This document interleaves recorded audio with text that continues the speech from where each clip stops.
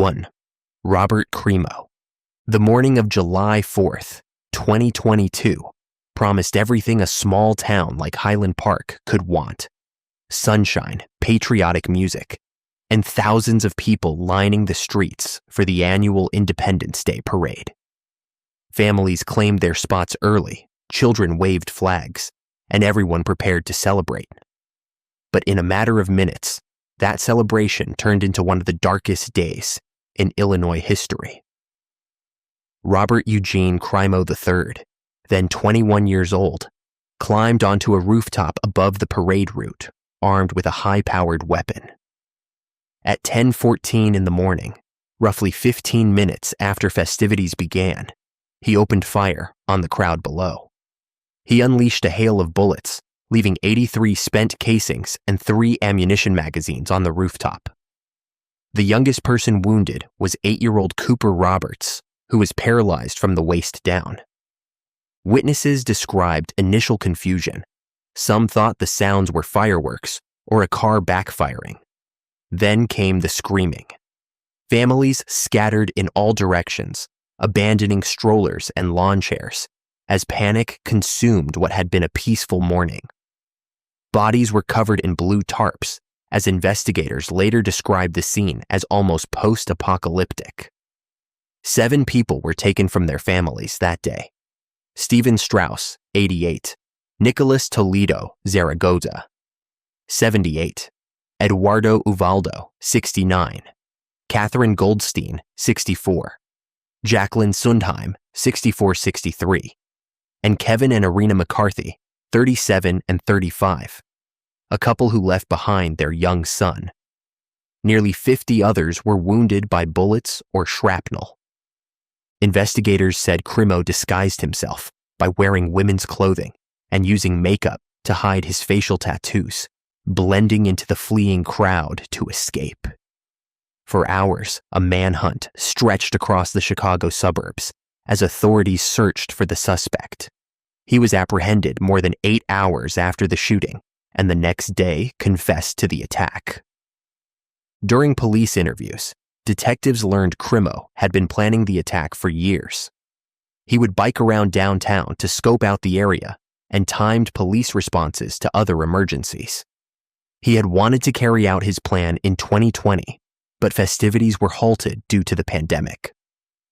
On the morning of the shooting, he struggled to assemble his weapon while listening to music and had second thoughts, but ultimately proceeded.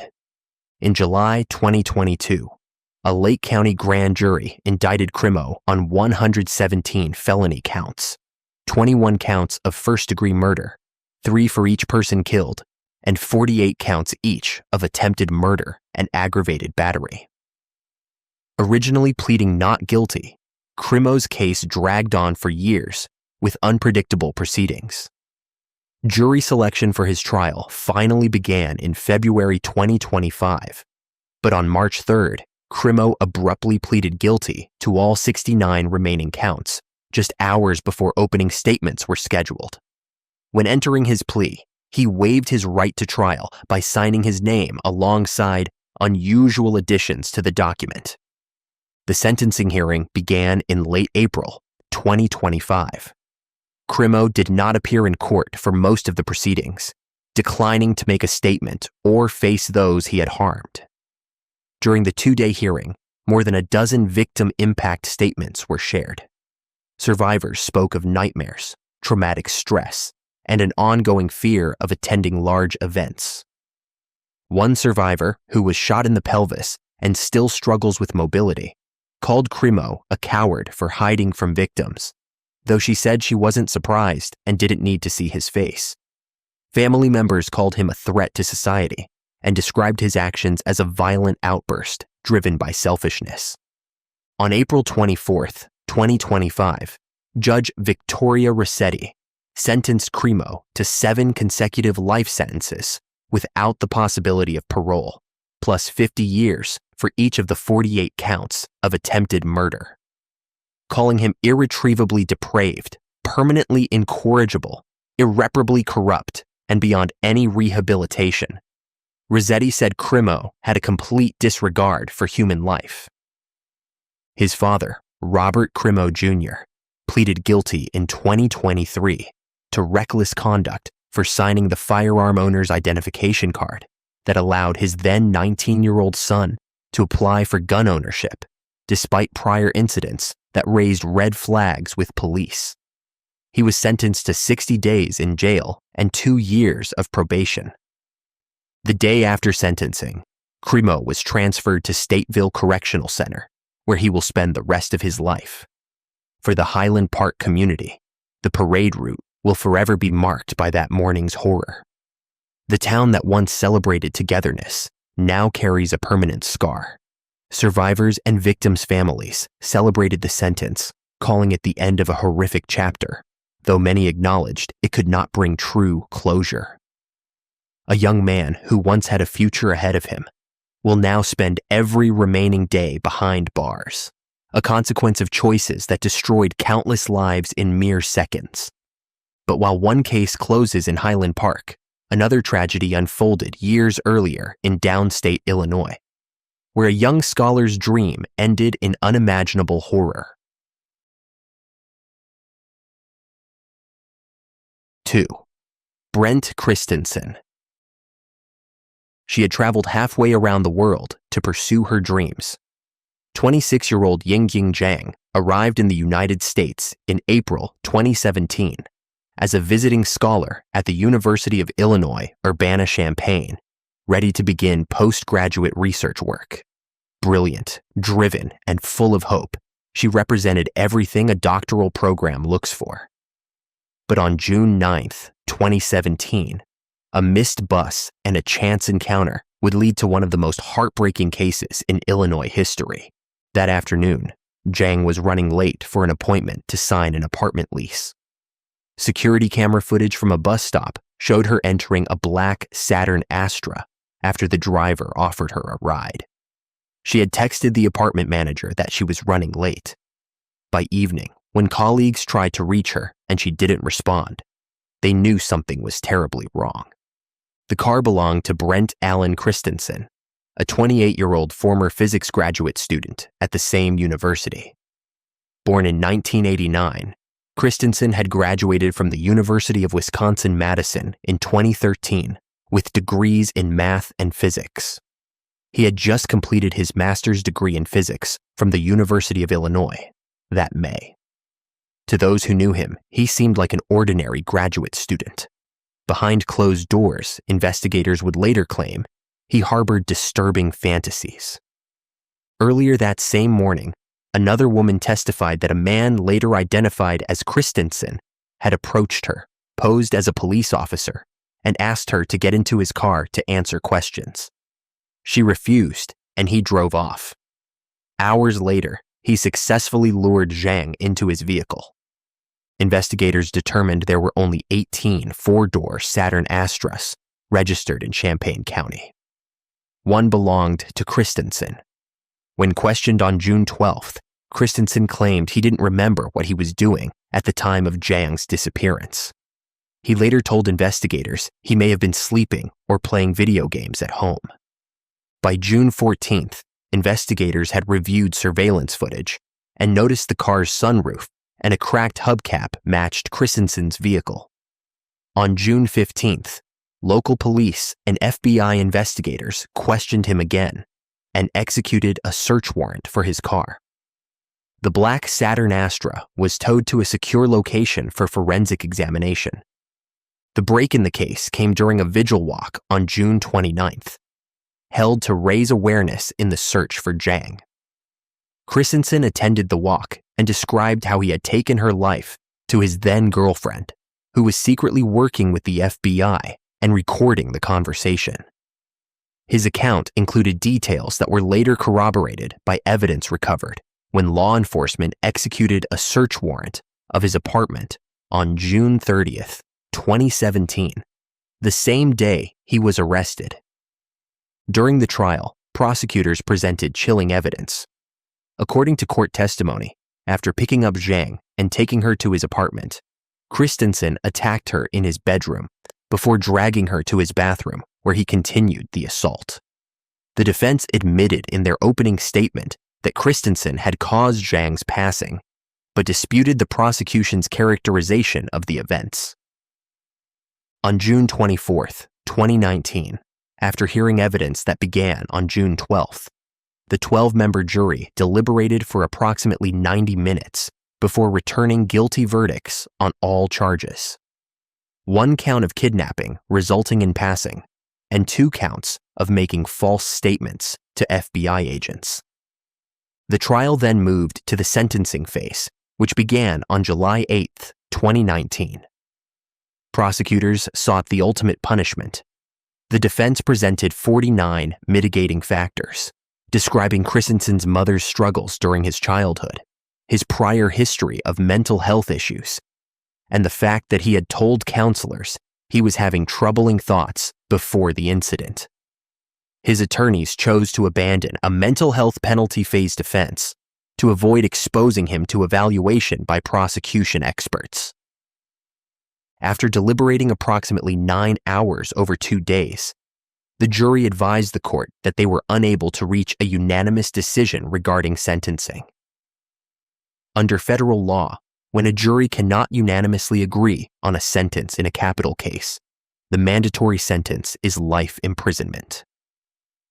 On July 18, 2019, U.S. District Judge James Sheded sentenced Christensen to life in prison without the possibility of parole, plus 10 years for the false statement charges. Judge Shedid called out Christensen's complete and total lack of remorse and refusal to make any sort of apology when given the chance. He said the mercy jurors extended to Christensen was reflective of their humanity, not his character. Zhang's father, speaking through a translator, expressed the family's devastation and made a heartbreaking plea. Their goal had always been to bring Ying home. While they would have preferred a different outcome, he said they accepted that Christensen would spend the rest of his life in prison, which still reflects their loss in a meaningful way. Tragically, Zhang's remains were never recovered. Through his attorneys, Christensen later provided information suggesting her remains were in a landfill in Vermilion County, along the Illinois-Indiana border. Given how much time had passed and the scope of such a search, authorities determined recovery would be complicated, expensive, and have no certainty of success. In December 2019, Christensen was transferred to McCreary United States Penitentiary, a high-security federal prison in southern Kentucky, housing some 1,500 individuals. There, among others, serving life sentences, Christensen began serving his term with no possibility of release. The case attracted international attention as Zhang's story touched people around the world. In October 2018, the University of Illinois dedicated a memorial garden in her honor at the corner of North Goodwin Avenue and West Clark Street. As her remains were never recovered, a box containing her clothes was buried in the garden. Ying Zhang came to America with dreams of scientific discovery and academic achievement. Instead, she became a victim whose story exposed the darkest capabilities of someone who once walked the same campus halls. Her memory lives on not in the violence that took her, but in the contribution she made to science and the love her family continues to carry.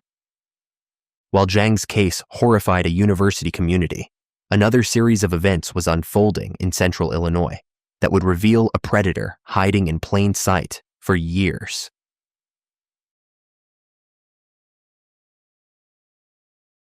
Three, Larry Bright. In the early 2000s, women began disappearing from the streets of Peoria and Tazewell County. Starting in July 2003 and continuing through October 2004, a deadly pattern emerged. The bodies of 6 women were discovered in rural areas around central Illinois, and 4 other women were reported missing from the area. For years, investigators struggled to connect the cases.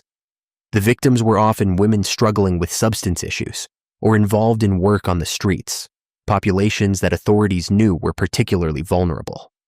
What they didn't know was that a former concrete worker named Larry Dean Bright was methodically taking their lives. Born on July 8, 1966, Bright had a criminal record dating back to 1982, when he was convicted of 2 counts of burglary and sentenced to 3 years in prison. After his release, he worked as a concrete laborer for years, living what appeared to be an ordinary life. But by the early 2000s, something shifted. Bright began spending a great deal of free time around individuals involved in street-level work, taking particular interest in African American women. Between July 2003 and October 2004, Bright went on what would become known as one of Illinois' most disturbing sprees. His first known victim was 30-year-old Sabrina Payne, whom he picked up on the outskirts of Peoria in July 2003. He offered her money in exchange for services and drove her to his house. During interrogation, Bright claimed he had no memory of how she passed, as he was intoxicated at the time, but the autopsy suggested she had been strangled. After taking her life, he loaded her body into his SUV and disposed of it in a cornfield outside Tremont, where it was discovered on July 27, 2003. Over the following 15 months, Bright continued his pattern. In early August 2004, he met 33-year-old Laura Lawler and offered her money. He strangled her and then burned her body in the backyard to dispose of evidence. In late September, he met with 40-year-old Linda Neal in the parking lot of a Peoria furniture store. He later admitted to taking her life as well. Bright's last confirmed act took place on October 14, 2004, when he encountered 41-year-old Brenda Irving. During interrogation, Bright claimed that he had no memory of the woman's name or where they had met, but that he took her to his house, where they used substances for about an hour before he attacked her. He admitted that Irving was particularly strong and resisted fiercely, nearly rendering him unconscious. She nearly managed to run away, but was unable to open the door and leave the building, which enabled Bright to overpower her. The nickname Bone Crusher came from his disturbing method of destroying evidence. Prosecutors said he burned half of his victims to ash and bone in the backyard of his mother's house, then crushed their bone fragments with a hammer in an attempt to make identification impossible. The killings and the time it took authorities to connect them caused an uproar in Peoria's Black community. The victims were Black women, several were involved in street work and struggled with substances, and Bright was white. Black leaders alleged that police were slow to launch an investigation into the deaths and disappearances because of the victims' race and circumstances. In October 2004, the Peoria Police Department formed a task force to investigate the situation.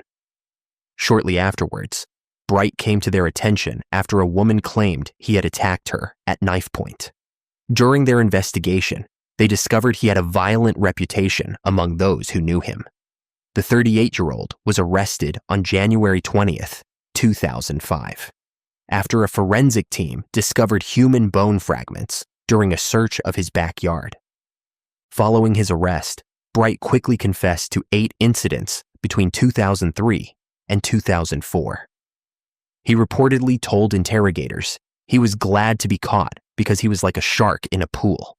He confessed 47 times in total to investigators. In May 2006, Bright pleaded guilty to 7 counts of first-degree murder and 1 count of drug-induced homicide in the deaths. Under the deal with prosecutors, who had initially sought the ultimate punishment, the former concrete worker also waived all appeal rights and agreed to serve his entire life sentence in a maximum security prison without the possibility of parole. Bright said very little during his court appearance, responding only with "yes, sir" and "no, sir" to the judge's questions. But his attorney read a statement. "I know I've committed some horrible and unthinkable acts. I am very sorry for the grief and heartache that I have caused." Before handing down the life sentence, Judge James Shadid told Bright that victims' families showed more consideration, more mercy, and more respect for his life than he showed them for theirs. Prosecutor Kevin Lyons said he agreed to the deal after consulting with victims' families, who generally supported sparing Bright's life in exchange for the guilty pleas and closure. The plea agreement required Bright to publicly admit all 8 incidents, which prosecutors said provides closure for families of victims, especially the missing women. Authorities said forensic tests were unable to identify charred pieces of bone recovered from about a half dozen sites where investigators said Bright told them he dumped remains. Bright is currently serving 7 concurrent life sentences at the Shawnee Correctional Center in Vienna, Johnson County, Illinois. He will spend the rest of his life behind bars with no chance of release. Laura Lawler's daughter, Brianna Gardner, was only 10 years old when she lost her mother. Years later, she spoke about the lasting pain the case left on families. The victims ranged in age and background, but all left behind grieving families and friends who continued to advocate for awareness about violence against vulnerable women. The Bone Crusher's reign of terror devastated families and shook the Peoria community, but his crimes were confined to central Illinois. Meanwhile, on Chicago's South Side, another predator was stalking the streets of Englewood.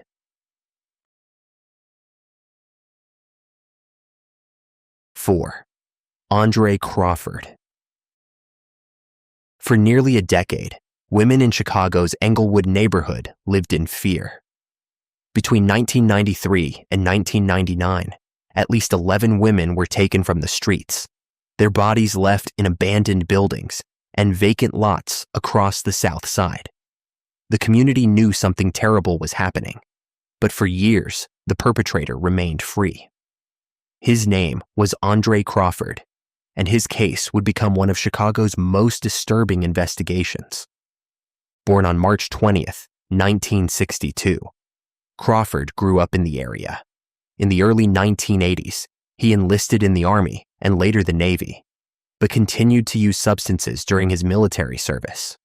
Due to this, he couldn't perform his duties adequately, was constantly disciplined, and eventually dishonorably discharged. After returning to Chicago, he lived in difficult conditions, using substances heavily and drinking excessively.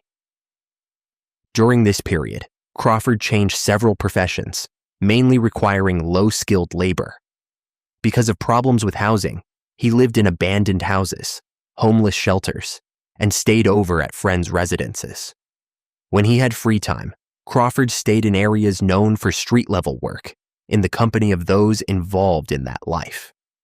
While most of his acquaintances spoke only positively of him, between March 1993 and November 1999, Crawford was repeatedly arrested on charges of theft and substance possession. As victims, Crawford chose Black women who were involved in street work or struggled with substances, most of them being casual acquaintances whom he lured to abandoned houses or wastelands, ostensibly to share substances or engage in transactions. He either strangled them or used a knife.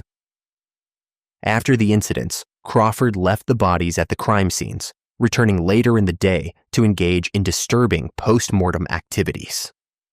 All of the incidents occurred in Chicago's Englewood neighborhood, which is known for its high rates of violent crime.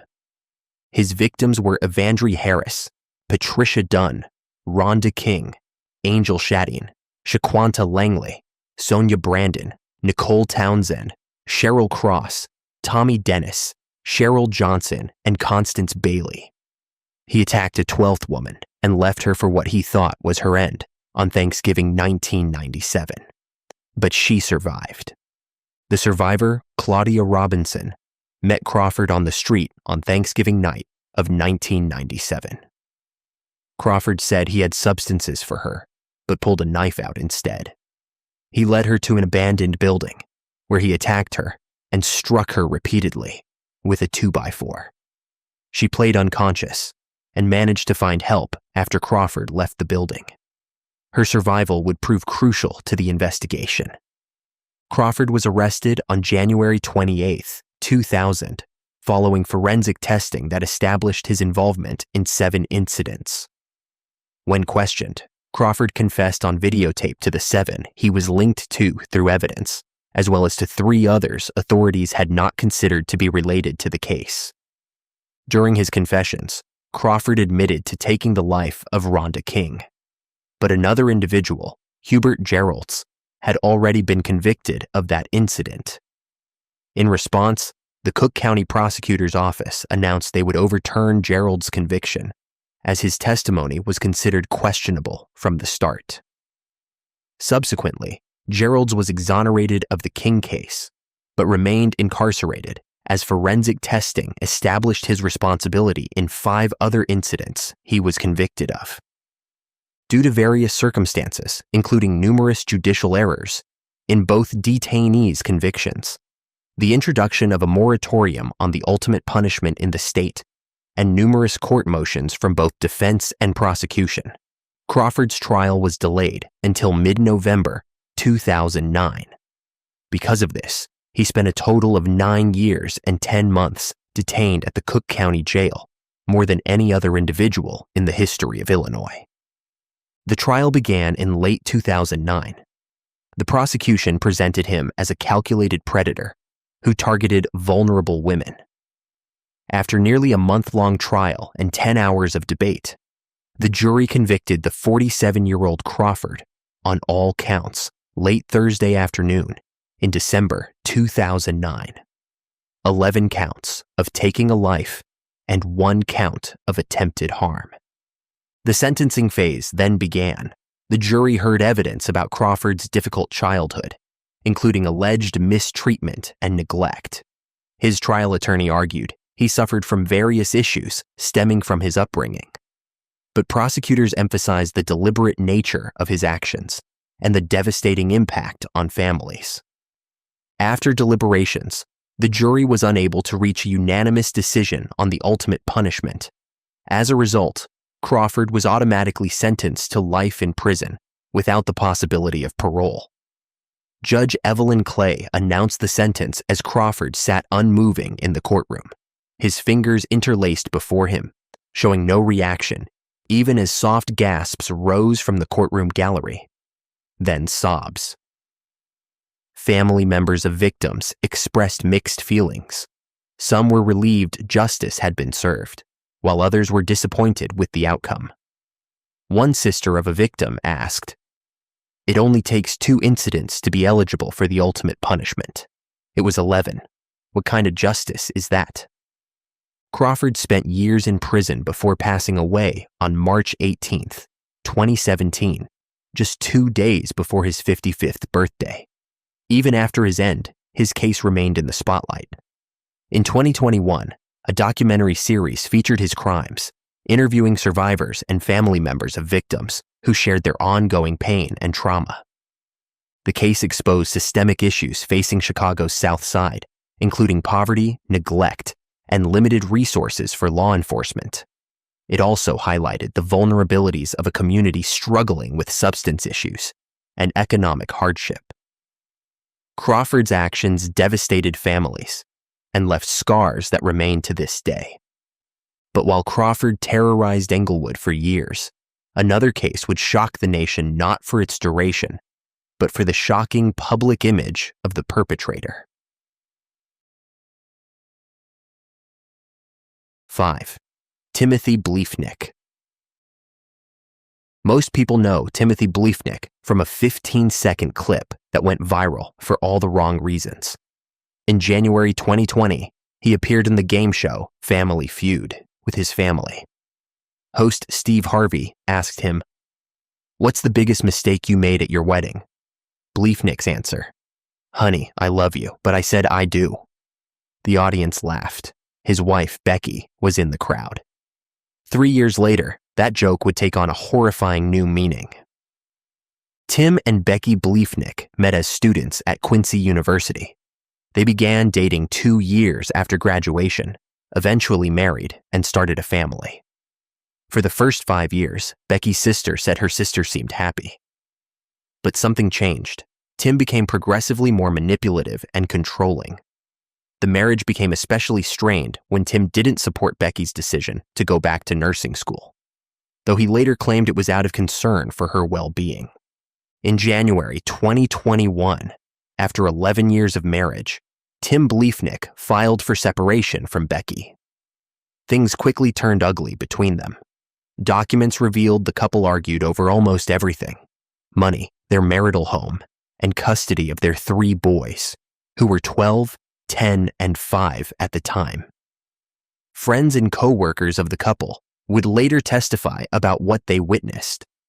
One friend, Christine Mandel, teared up describing conversations with Becky in 2022, in which Becky said that Tim cares more about hurting me than anyone else, and that she feared Tim may lose his mind and go off the deep end if he didn't get what he wanted in the proceedings. Becky also sent messages to her sister expressing fear. One text message read, "I am putting this in writing that I'm fearful he will somehow harm me, come after me, or will try to do something to me that takes me away from the kids, or the kids away from me. He already has lied multiple times to paint himself as a victim and me as the perpetrator when it is the other way around." In September 2021, Becky wrote to friends about Tim's erratic behavior. She filed for an emergency order of protection, saying she needed protection from mistreatment and harassment. However, the court denied her request. The final proceedings were scheduled for late February 2023. On the evening of February 22nd, 2023, Becky's 3 boys were staying at their father's house about a mile away. Becky was home alone, recovering from recent surgery. At 1:11 in the morning on February 23rd, she tried to dial 911 on her cell phone. She managed to dial 91126 before her phone was knocked out of her hands. Her phone was later found behind the bedroom door. That afternoon, Becky's father went to check on her after being unable to reach her. What he found was every parent's worst nightmare: his daughter on the bathroom floor, having been shot 14 times. None of the wounds were immediately fatal. It took her minutes to pass, lying alone in the dark in extreme pain. Police quickly determined that someone had broken into Becky's home by prying open an upstairs window in one of the children's bedrooms. Tool marks were found on the window frame. Investigators spoke to Becky's next-door neighbors, who had a security camera set up in their driveway that ran alongside Becky's house. The camera captured something unusual about 24 hours before the incident. At 1:05 in the morning, a person was seen walking down the driveway towards the back of Becky's house, and 48 minutes later, that same person was seen walking in the opposite direction. The camera had also captured a similar incident about a week earlier on Valentine's Day. Officers found more surveillance video from a house and from a bus barn that showed a person riding a bicycle in the direction of Becky's house, right before the incident, and in the opposite direction, right after. The bicycle did not appear to have reflectors on the wheels. When Becky's sister and brother-in-law learned of her passing, they told investigators one person came to mind as the prime suspect: Becky's estranged husband. Days after the incident, Quincy police located an abandoned bike without reflectors on the wheels, less than half a block away from Tim's house. On March 1st, 2023, authorities executed a search warrant on Tim's house and car. They seized numerous items, including 54 shell casings and a crowbar found in his basement. Information was downloaded from Tim's cell phone and computer, revealing more than 200 online searches for a specific license plate and a car identification number that belonged to a man whom Becky was dating. Investigators also found searches that included how to open my door with a crowbar, how to make a homemade silencer, and how to clean residue off your hands. Perhaps most damning, they discovered that Tim had a fake account under the name John Smith. That account appeared to have been looking at a blue bicycle for sale that had no reflectors on the wheels and resembled the bike that police found. Detective Nick Eddy walked jurors through the final pieces of evidence. He testified that he analyzed millions of data points in Tim's fitness tracker records, looking for irregularities, and found periods when the tracker was disconnected in the early morning hours of February 14th, 21st, 22nd, and 23rd. Those times coincided with when an unidentified cyclist was caught on surveillance camera. On March 13th, 2023, just over 2 weeks after Becky's passing, Tim Bliefnick was arrested and charged. The case made national news, in large part because of that Family Feud appearance. The trial began on May 23rd, 2023, exactly 3 months after Becky was taken from her family. Tim sat down for an exclusive interview with a news program and insisted he was innocent. "The idea of harming someone, let alone the mother of my kids, is not any part of who I am," he said. Prosecutors presented overwhelming evidence. They showed how Tim had researched the incident, planned it, and practiced it. They explained that the final proceedings were scheduled for about a week after Becky passed, and documents showed Becky was planning to expose potential family matters that would have destroyed Tim's world. After 4 hours of deliberations on May 31st, 2023, the jury found Tim Bliefnick guilty on all counts: first-degree taking of life and home invasion. His bond was revoked, and he was taken into custody to await sentencing. On August 11th, 2023, Tim was sentenced to life in prison. Becky's sister Sarah delivered a powerful victim impact statement directly to Tim. "Your children's future will be forever impacted by your actions. They're already suffering. Maybe you should have researched childhood trauma in between your internet searches for how to commit this horrible act." Judge Robert Adrian said, "Mr. Bliefnick, you researched this act. You planned this act. You practiced this act. You murdered your wife in cold blood." Tim continues to maintain his innocence from prison, but for Becky's family, the judicial process cannot bring her back, nor can it heal their wounds. They are relieved the verdict delivers justice and thankful for all who made it a reality. Becky's 3 sons now live with her parents, who are in the process of adopting them. The Family Feud joke that once drew laughs now serves as a chilling reminder of what was to come. A devoted nurse, loving mother, and beloved daughter was taken far too soon by the very person who once promised to cherish her. While Tim Bliefnick's crime shocked a small town, another case in Chicago would demonstrate the dangers law enforcement officers face every single day. 6. Shomari Legghette. February 13th, 2018, started as a routine day for Chicago Police Commander Paul Bauer. The 53-year-old, 31-year veteran of the police department was leaving a training session at the Thompson Center in downtown Chicago. He had dedicated his life to protecting his city, earning the respect of everyone who knew him. His wife, Erin, described him as very intellectual and well-read, always carrying a book, sometimes 2. Their teenage daughter, Grace, called him an amazing role model and even better father. But within minutes, a chance encounter would make Bauer the highest-ranking Chicago officer to be taken in the line of duty in decades. Around 1:30 in the afternoon, Chicago police officers were patrolling Lower Wacker Drive when they spotted a man who appeared to be urinating on a column.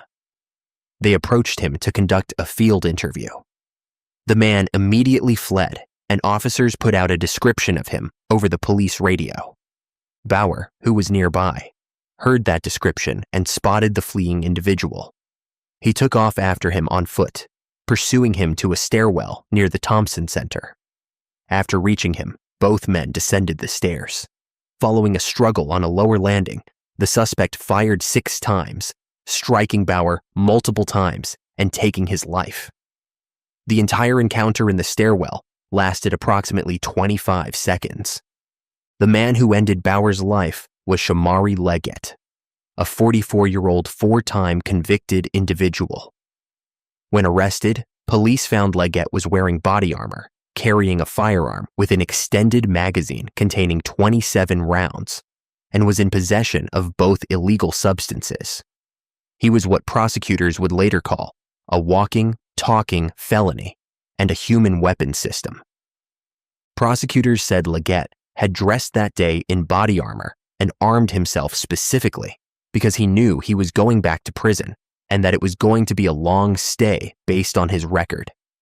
The simple fact of the case, Assistant State's Attorney John Maher said, is that Legghette was not going to go back to prison. They described him as a human crime wave. A retired commander from Highland Park Police Department, who was on duty the day of the incident, testified he ran toward what sounded like fireworks or a car backfiring and saw people hurt and others running in panic.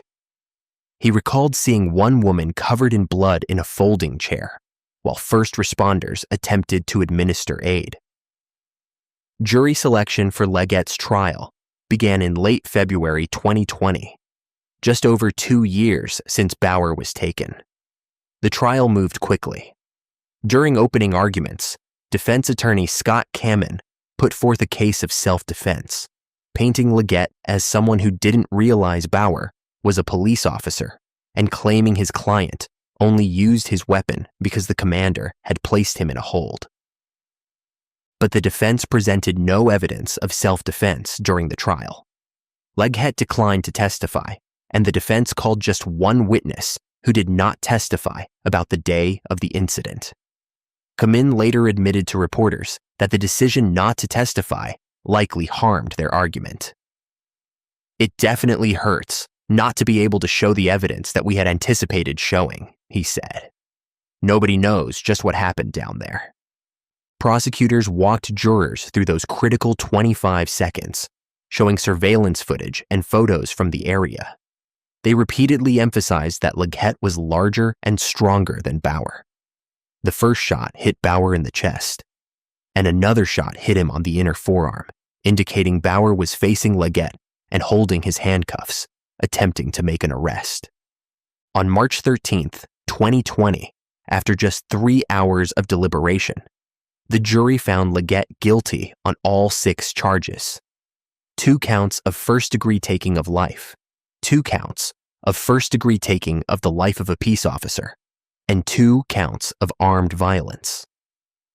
Seated in the front row seat she had occupied for most of the trial, Bauer's widow, Erin, showed little reaction as verdicts were read. Legghette, standing several feet from Bauer's family and rows of police officers, showed no emotion. The sentencing hearing took place on October 28th, 2020. Reading her victim impact statement, Erin Bauer described her husband as a natural-born leader and fought back tears as she recounted his dream of owning a bookstore when he retired. Their daughter Grace spoke of the amazing role model she lost, noting that even though he had worked long enough to earn a full pension, he remained with the police department out of love for his job. Then it was Leggette's turn to address the court. Many hoped he would offer an apology. He did not. Instead, Legghette said Bauer's actions the day of his passing were reckless and egregious, as he chose to break protocol and use excessive force after failing to announce himself as an officer. He called it an unfortunate situation that stemmed from profiling by the officers who first approached him and accused prosecutors of various improprieties. Judge Erica Reddick was unmoved. She called Legghette irretrievably depraved and beyond any rehabilitation. Under the law, giving due consideration to all, including the current cost of confinement, she sentenced him to life in prison without the possibility of parole. Erin Bauer believed her husband would have been able to overpower Legghette during their struggle, but said Legghette instead took the weak and cowardly way out of the situation. To lose someone so violently, she said, adds another level of pain that is indescribable. Bauer's family later released a statement expressing relief that Legghette will never be able to cause this pain to another family. Chicago Police Superintendent David Brown called Bauer a compassionate police officer and leader who showed bravery when he gave his own life to protect the city. The Fraternal Order of Police president, watching the sentencing, took a more direct approach in his comments to reporters, expressing frustration that Illinois no longer had the ultimate punishment available for such cases. Paul Bauer's name is now inscribed on the memorial wall honoring fallen Chicago police officers. His legacy lives on through the countless lives he touched during his 3 decades of service, and through the family who continues to honor his memory. He died doing what he loved, protecting the city he called home. While Bauer's case highlighted the dangers of modern policing, another Illinois case would show how justice can be delayed for decades, but never truly denied. 7. Donnie Rudd. The wedding photo looks like any other from 1973. A young couple, smiling, full of hope for their future together. Donnie Rudd, a lawyer and school board member, and his bride, Noreen Cometa, just 19 years old. They had met while working at Quaker Oats in Barrington. After a whirlwind courtship, they married. 27 days later, Noreen was found in a car along a lonely road in Barrington Hills, having passed from what authorities initially believed were injuries from a car accident. For 45 years, that story stood unchallenged. Then, in 2013, investigators took a second look, and everything changed. On the night of September 14th, 1973, a then-rookie Barrington Hills officer named Christopher Bish responded to a scene along Dundee Road. He recalled finding Rudd in the front seat of a Pinto wagon, cradling his severely injured wife.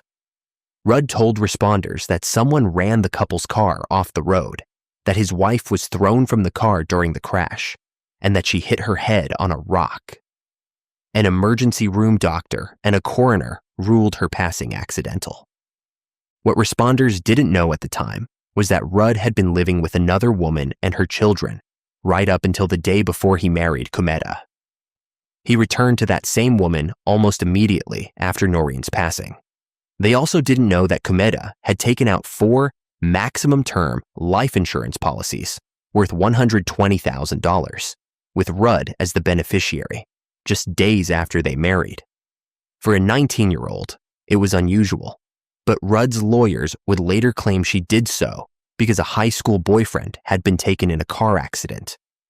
The case might have remained closed forever if not for another investigation decades later.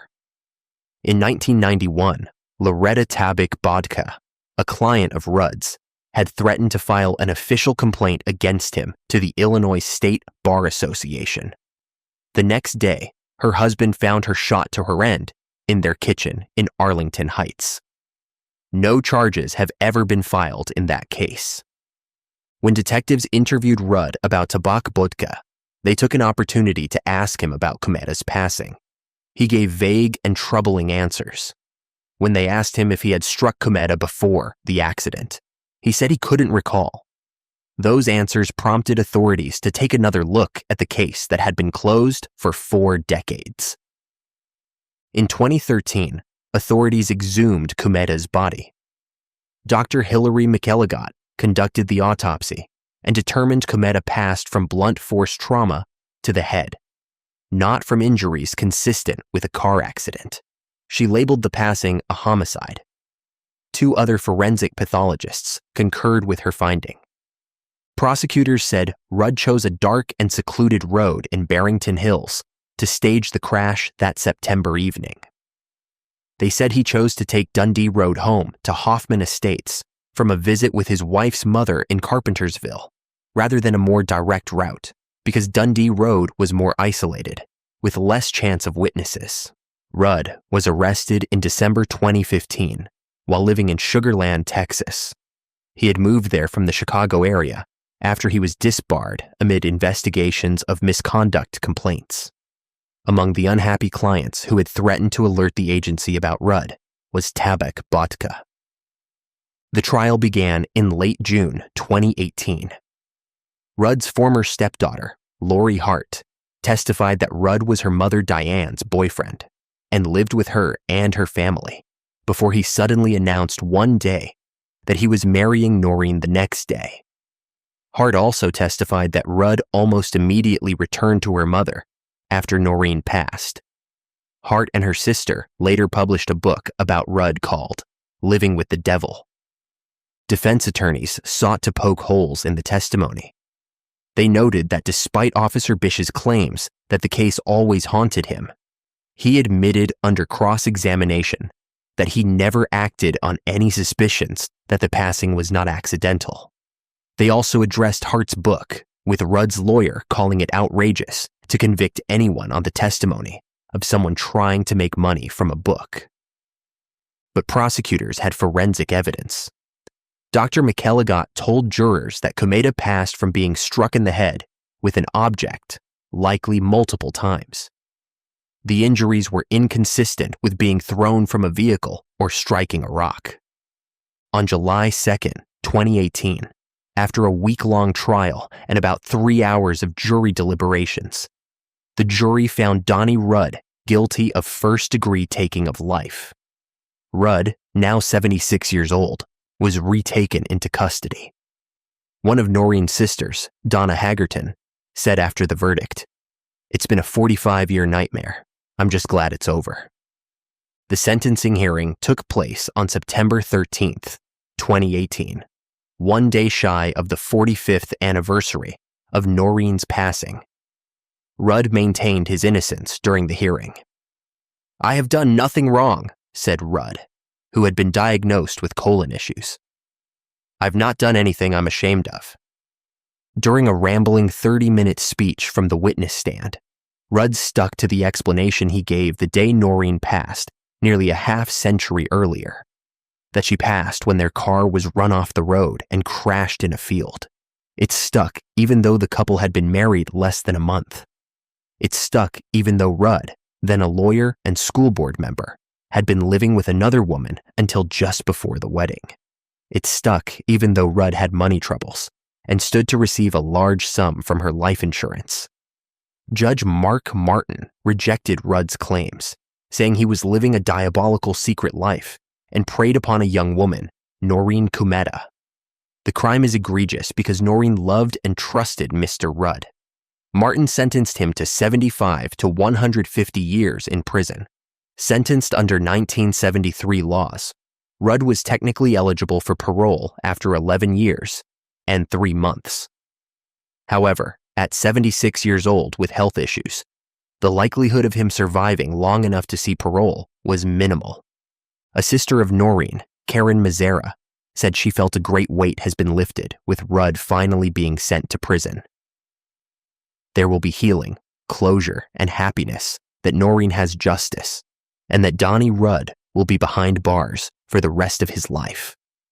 She added, "Noreen deserved a happy life. I cannot tell you how shocked I was at the betrayal of Donnie Rudd. The length and level of deceit was inconceivable." Cook County Prosecutor Maria McCarthy said she was satisfied with the sentence. "He is clearly not going to get out of prison." She added, "I hope that every person who's committed such acts, who's out there and hasn't been caught, hears about this case and thinks there will be a knock on the door." Rudd passed away in prison in September 2022, exactly 49 years after he took Noreen's life, never having admitted to what he did. Tabak Botka's children, who attended the sentencing, expressed hope that someday he might be charged in their mother's case as well. But that day never came. The case serves as a reminder that even when justice is delayed for decades, forensic advances and determined investigators can still bring truth to light. Noreen Komeda finally received the justice she deserved, even if it came 45 years too late. While Rudd's calculated deception took decades to unravel, another Illinois case would unfold in a matter of hours, leaving chaos across 2 cities. 8. Jason Nightengale. In the week before January 9th, 2021, a Chicago man named Jason Nightengale posted dozens of videos online. In them, he ranted about disturbing topics, waved a firearm, and talked about harming random people. He displayed cash and substances in a vehicle while speaking unintelligibly to the camera. His family would later say he was fighting some demons and had some problems. But no one intervened. And on that Saturday afternoon, those online rants became a terrifying reality. The rampage began sometime before 1:50 in the afternoon in an East Hyde Park parking garage. 30-year-old Yiren Fan, a doctoral student from China studying at the University of Chicago, was sitting in his vehicle when Nightengale approached and shot him in the head. Fan passed at the scene. The University of Chicago community would later mourn the loss of a brilliant scholar whose life was cut short by random violence. Shortly afterwards, Nightengale entered an apartment building at 4940 Southeast End Avenue. He encountered 46-year-old Aisha Neville, a doorwoman who had worked in the building for years and was beloved by residents. Neighbors said she told him he had to leave the building, and then he shot her. She began to run, and he shot her again. Neville, a mother of two, passed from her wounds. In the same building, a 77-year-old woman was retrieving her mail when Nightengale shot her in the head. She survived but was left in critical condition. Residents were horrified. One neighbor, who witnessed the aftermath, said, "You'd never expect this. She was just getting her mail." Nightengale then moved to another apartment building in the 5500 block of Southeast End, where he encountered an acquaintance. He took that person's red Toyota and drove away. His next stop was the AK Food Mart convenience store at 9307 South Halsted Street. He entered and shot 20-year-old Anthony Faulkner in the head. Faulkner had been buying snacks and a lottery ticket, dreaming of a career in real estate. He passed at the scene. Nightengale also shot an 81-year-old woman working behind the counter in the neck and back. Surveillance video from inside the store showed the shooter pointing his weapon at the cashier a second time and asking if she wanted him to end her life. After the incident, he walked out holding a register cash drawer. As he drove away, he fired more shots in the parking lot as people ran for cover. Around 4 in the afternoon, a 15-year-old girl named Damia Smith was riding in the back of a car being driven by a family member on South Halsted Street when she was shot in the head through the window. She was taken to Comer Children's Hospital in critical condition. At some point, Nightengale returned to the AK Food Mart and fired at investigating officers. One round struck a police vehicle. No one was injured, but it showed the brazenness of his actions. Chicago Police Superintendent David Brown explained the difficulty officers faced. "When you hear this whole story, it seems that you have a crystal ball of what he's doing next, and we all know we don't have a crystal ball where he goes next," Brown said. "We are responding to the scene as these crimes are happening, getting information, and again, he's going to the next, while we're trying to keep up with what happened previously." By 5:38 in the afternoon, Nightengale had driven north to Evanston. He entered a CVS store at 101 Asbury Avenue and fired a shot inside, striking no one. He then ran across the street to an IHOP restaurant, where he shot 61-year-old Marta Torres, allegedly after taking her as a temporary captive. Torres was rushed to St. Francis Hospital in critical condition. Evanston police quickly responded and pursued Nightengale as he fled the restaurant. Body camera footage released later shows officers chasing after him on foot, repeatedly ordering him to get on the ground. A barrage of shots rang out as Nightengale crossed through traffic on Howard Street. He collapsed on the stoop of a Dollar General store. Evanston Police Chief Demetrius Cook said Nightengale got into an exchange of fire with his officers.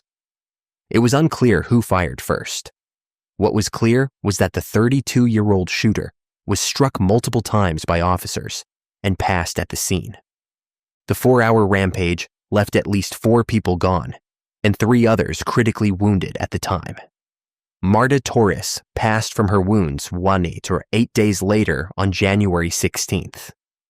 Tragically, 15-year-old Damia Smith, who had been clinging to life at Cummer Children's Hospital, passed away on February 2nd, bringing the final count to 5 individuals taken and 2 others critically wounded. In the aftermath, investigators worked to piece together Nightengale's background. On his LinkedIn account, he said he had worked brief stints as a janitor, a taxi driver, and as a security investigator. Court records showed he once lived in the Hyde Park area, where the spree began, as well as in Rogers Park, near the Chicago-Evanston border, where he was taken by police. Ballistics tests showed the .45 caliber handgun used in the spree had been used in previous incidents in Chicago that remained under investigation. The firearm had been purchased at a store in the Chicago area and was stolen from a legitimate owner. Police believed it had been on the street for a long time. Investigators also looked at some of the city's unsolved cases to see if there might be links to Nightengale, though authorities declined to identify individual incidents. On Facebook, a woman who said she was Nightengale's sister wrote, "My brother was not and hadn't been in his right mind for a long time. My condolences to any families affected by his mental break." One relative, Annette Nightengale, told reporters, "He was fighting some demons. He had some problems." A father of twin girls, Nightengale had listed various jobs over the years, but appeared to be struggling in the time leading up to the incidents. The case raised difficult questions about mental health, firearm access, and whether the warning signs in those online videos could have prompted intervention. But for the families of Yirin Fan, Aisha Neville, Anthony Faulkner, Marta Torres, and Damia Smith, those questions offered no comfort. 5 lives were taken in random acts of violence that left an entire community traumatized. Chicago Police Superintendent Brown said that, but for the brave conduct of Evanston police officers, many more people would have been injured. The officers who ended Nightengale's spree likely prevented additional loss of life that afternoon. The victims came from different backgrounds and different neighborhoods, united only by the tragedy of being in the wrong place at the wrong time. Their families continue to grieve losses that never should have happened, while a city once again confronts the reality of violence that strikes without warning. While Nightengale's rampage unfolded over hours, our next case involves another Illinois individual whose actions span even more cases across Chicago's South Side. 9. Kevin Taylor. Between June and August of 2001, a predator stalked Chicago's South Side, targeting women in vulnerable situations. 4 lives were taken in quick succession, each victim involved in street-level work, each encounter ending in violence. The man responsible was Kevin Taylor, and his brief but deadly spree would expose the dangers faced by some of the city's most at-risk individuals. Taylor operated during the summer months of 2001, selecting victims who worked in areas known for street activity. His method was consistent and calculated. He would arrange encounters with women, then turn violent. Each victim was strangled, their bodies left at the scenes where the attacks occurred. The incidents took place within a 2-month window, suggesting an escalating pattern that authorities feared would continue if the perpetrator wasn't caught. The victims were all adult women engaged in street-level work in Chicago's South Side neighborhoods. Their circumstances made them particularly vulnerable, and Taylor exploited that vulnerability. Law enforcement officials noted that these women often operated in isolation, making them easy targets for someone with harmful intentions. The close timing of the incidents indicated that investigators were dealing with someone who was actively hunting. Chicago Police Department detectives worked tirelessly through the summer, connecting the cases through similarities in method and victim selection.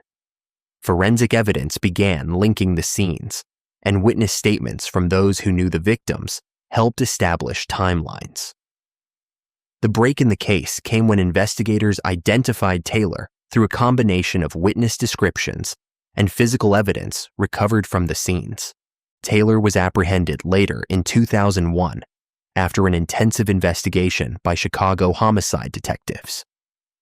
During questioning, evidence mounted that connected him definitively to all 4 incidents. Prosecutors built a case that demonstrated a clear pattern of predatory behavior, showing how Taylor had systematically targeted vulnerable women over the course of those summer months. At trial, the prosecution presented forensic evidence, witness testimony, and Taylor's own statements to investigators. The defense attempted to challenge the strength of the evidence, but the connections between the cases were overwhelming. Taylor had left a trail that investigators were able to follow, and the jury heard detailed accounts of each victim's final hours. Kevin Taylor was convicted on multiple counts of first-degree murder. The judge, recognizing the deliberate nature of the crimes and the vulnerability of the victims, handed down multiple life sentences to be served consecutively. The sentence ensured that Taylor would spend the rest of his natural life in prison with no possibility of release. The families of the 4 victims attended the sentencing, many speaking about the women they had lost. They described mothers, sisters, daughters, and friends who had struggled with difficult circumstances but didn't deserve the violence that ended their lives. Advocates for vulnerable populations pointed to the case as an example of why society must do more to protect those working in dangerous situations. Taylor was transferred to an Illinois state prison where he continues to serve his sentence. Now middle-aged, he has spent more than 2 decades behind bars and will remain there for the rest of his life. His case became part of a larger conversation in Chicago about protecting vulnerable communities and ensuring that those who prey upon at-risk individuals face swift justice. For the families left behind, no sentence could truly compensate for their losses. But knowing that Taylor would never walk free again provided some measure of closure. The brief but deadly summer of 2001 left permanent scars on Chicago's South Side, a reminder that behind every statistic is a real person whose life mattered. Chicago's South Side has seen far too many predators over the years, and Taylor's case was far from the last. Just a few years later, another individual would begin a similar pattern of violence in the same neighborhoods.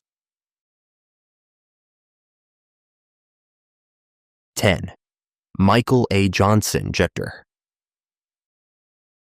Abandoned buildings dot Chicago's South Side, remnants of economic decline and urban decay. For most residents, they're eyesores to be avoided. But between 2008 and 2010, one man saw them as the perfect locations for unspeakable acts. Michael A. Johnson Jr. became known for using these empty structures as dumping grounds, leaving behind victims whose disappearances initially went unnoticed in a community already struggling with violence. Johnson's pattern emerged over a 2-year period. He targeted adult women, often those struggling with substance issues or engaged in street-level work.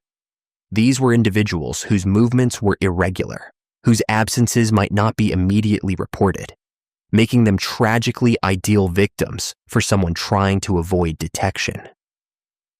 After encountering these women in South Side neighborhoods, Johnson would take their lives and then dispose of their bodies in abandoned buildings scattered across the area. The first discovery came when someone exploring a vacant structure stumbled upon remains. At first, authorities treated it as an isolated incident, possibly related to substance use or other factors common in areas with significant numbers of empty buildings. But as more victims were found in similar locations, investigators recognized they were dealing with something far more sinister.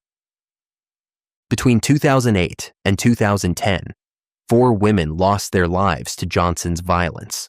Each was found in a different abandoned building, each in a state that made identification challenging.